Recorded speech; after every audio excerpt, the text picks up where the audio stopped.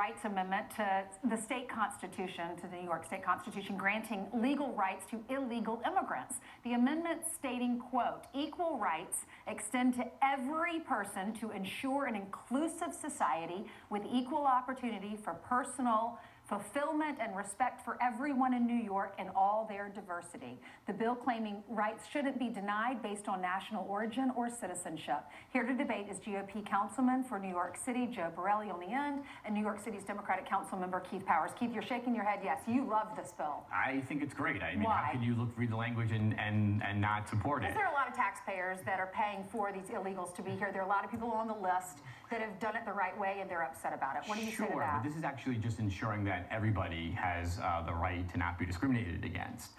In fact, we already have this in New York City and New York state law. We have a human rights law that already protects people from discrimination. This is only adding it into the Constitution of New York State, which is, in my opinion, grossly needed of modernization. For instance, age and gender aren't protected categories either in the New York State Constitution. So I think we would all agree that the Constitution should be updated, and this is actually only putting those protections that already exist for New Yorkers into the state constitution. Okay. Well, you don't need age and gender protected in our state constitution because thankfully we already have a federal constitution that protects people of all protected classes, age, gender, sex, orientation, anything like that. We already have federal and city and state laws that protect people. Why waste time? This is fundamentally about giving citizenship rights to people who are not citizens.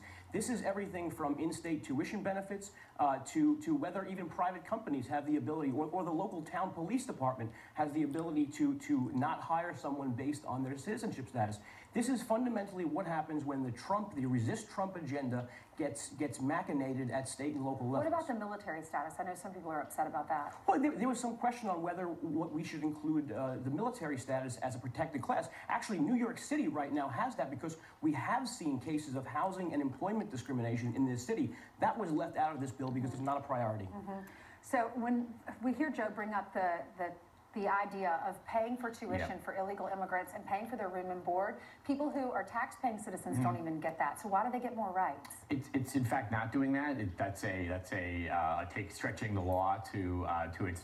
All right, so you say that's not happening. You say it is. Well, if you have a constitutional provision, the obvious next step is that people will file lawsuits and say that I am protected under this class. So we could lead to that, is what you're saying. But that's exactly the point. We take, first of all, I'm proud to carry and to carry support for this bill, and I'm proud to support an agenda that supports everybody and provides equal rights to everybody and just make sure that nobody gets discriminated against. Let me actually take you a step in a different direction, which is we can walk to Times Square right now and we can tell anybody who's visiting New York City that they can be discriminated against. That is I represent Times Square, I represent the United Nations, I represent big parts of New York City where people come to visit every single day, and we are telling them that they can't rent a hotel or they can't get a cup of coffee, they can't enjoy New York City. If you look at the facts, though, if you have done it the right way, if you're a legal citizen, the Constitution, the federal laws, they protect you. If you're here illegally, they don't. So why should you have equal rights? We're not changing the federal law, by the way, and we're not creating a path to citizenship. We don't have the ability to do that, but we are telling people, back to the point I was just making, who are even here visiting